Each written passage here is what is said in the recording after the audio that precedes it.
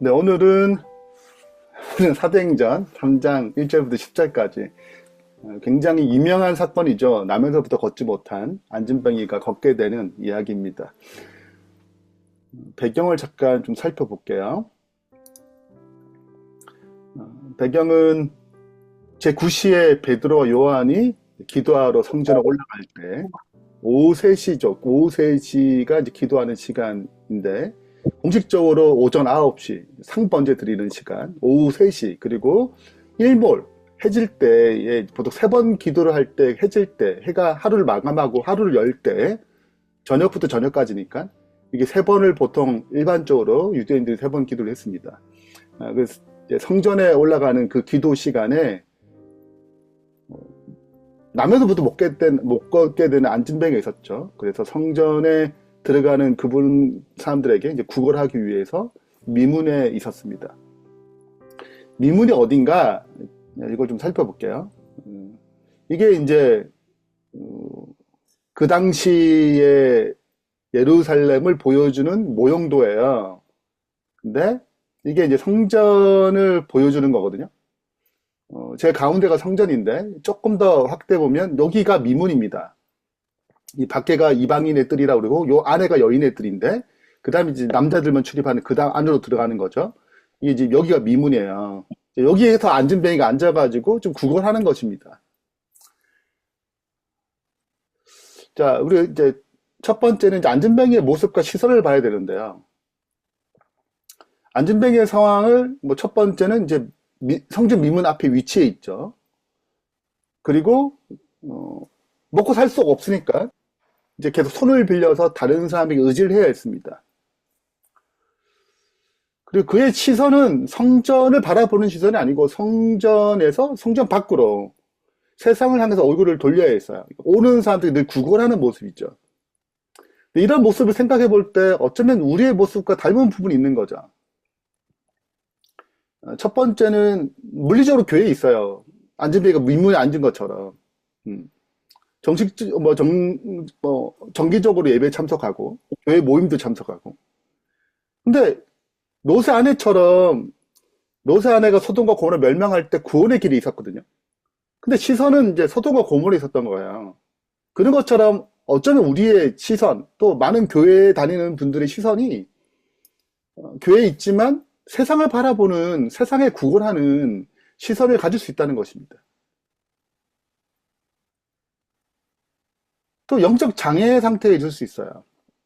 교회 공동체에 있지만 걷지 못하는 상태. 신앙을 열심히 하지만 영적으로 하나님 앞에서 생명력 없는 그런 삶이 될 수 있다는 것입니다. 쟤들도 예수님을 쫓아다니면서 세상의 가치관에 구걸했어요. 네. 그런 마음이 버릴 수 없었거든요. 초반에. 그러니까 어쩌면 우리도 인정을 구하고 세상의 사람들의 칭찬, 인정을 받기 위해서 세상의 어떤 여러 가지 나에게 주는 여러 가지 혜택을 위해서 성공을 구걸하고 또 삶의 방향이 세상에 물질이 없어도 안 되잖아요. 그러니까 세상의 물질의 필요를 위해서 구걸하는 것입니다. 근데 이게 꼭 필요 없는 게 아니에요. 근데 우리의 가치관 자체가 여기에 쏠려 있을 수 있다는 거죠. 근데 두 번째 베드로 요한의 모습과 시선을 볼 필요가 있는데 베드로 요한이 이제 주목하는 시선 자체가 성전에 가면서 성전의 방향성 성전을 가면서 누굴 보냐면 안진뱅이를 보는 거야. 베드로 요한이 더불어 주목하여 이 사람을 봤단 말이죠. 우리를 보라 얘기하는 것입니다. 보라 그러니까 이렇게 안진뱅이가 기대감 있을 거 아니에요. 뭐가 주는갑다. 아니 그냥 보통 주고 가잖아. 여러분 뭐 우리가 불쌍한 사람들 이렇게 구걸 같은 걸 할 때 우리가 돈을 줄 때 뭐 나를 보라 이렇게 하지 않잖아요. 그냥 슬그머시 돈 주고 가잖아요. 근데 우리를 보라 했으니까 얼마나 기대감이 있겠어요? 근데 또 없대요, 은과 금이. 그에게 바라는 가장 중요한 건 은과 금인데 뭐 없대. 예. 여기서는 뭐 그들이 가난하다는 의미도 있을 수 있겠지만 더 깊은 의미로는 근본적인 필요를 채울 수 있는 그 은과 금은 한계가 있죠. 인간의 소유로는, 인간의 힘으로 만든 그 은과 금으로는 이 사람의 근본적인 문제를 해결할 수 없는 거예요. 그런 건 내게 없다. 그 내게 있는 것으로 내게 주노니 굉장히 유명한 말씀이죠. 내게 있는 것으로 내게 주노니 곧 나사렛 예수 그리스도 이름으로 일어나 걸으나니. 놀라운 선언이죠.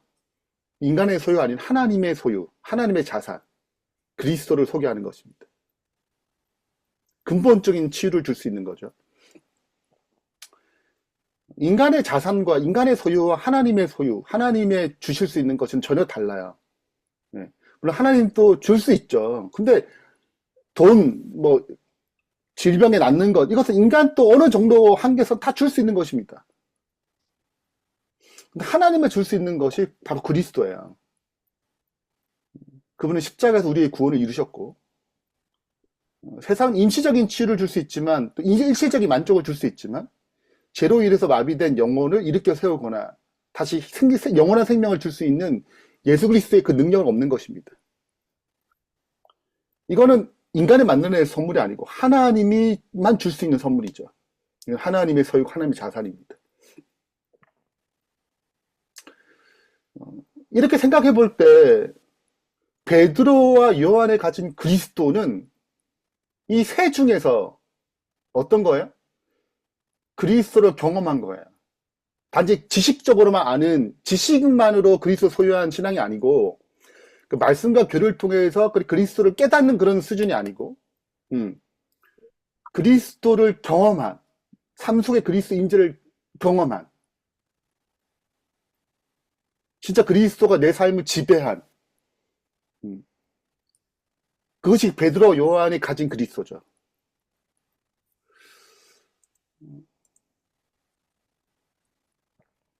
그는 교리적으로 알지 않았고 부활하신 그리스도를 만났고 성령 충만을 경험했어요. 그리고 그 그리스도를 경험하고 있는 것입니다.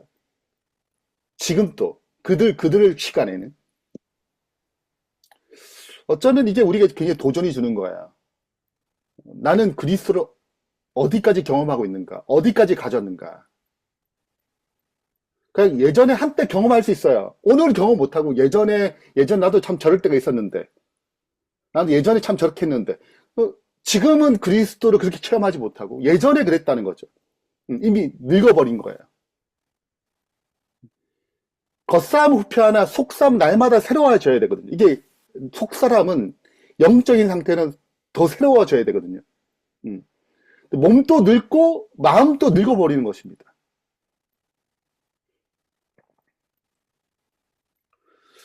이렇게 그리스도를 경험한 삶은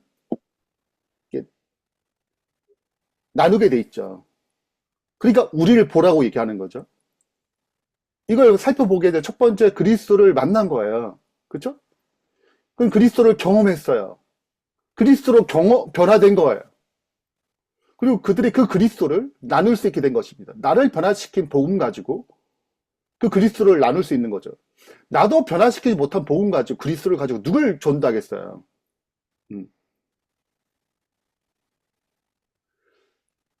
자, 그래서 이 안전방위를 뭐로 만들 수 있었냐면 회복시키는 자로 만들 수 있죠. 그래서 우리가 주목해야 할 세 번째 상태가 안전뱅이가 일어나는 것입니다. 영적 안전뱅이의 모습에서 그 그리스도를 만남으로 누군가 전달해줘요. 그리스도를 경험한 자가 전달해줘야 되겠죠. 그리고 기뻐 뛰놀며 찬송하는 예배자가 됐습니다. 더 이상 세상을 향해서 구걸하지 않아요. 구걸이 끝난 것입니다. 더 이상 성전을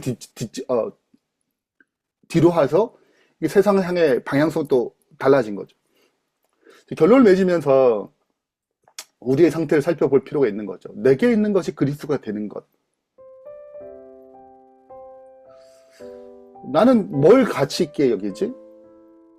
나는 세상의 은과 금의 방향성이 있는가? 아니면 진짜 그리스도께 방향성이 있는가? 나의 영적 자산은 정말 그리스도인가? 그리스도를 정말 깊이 경험하고 있는가? 그 단계별로 좀 나아가고 있는가? 아니면 한때 경험으로 미쳐주고 있는가?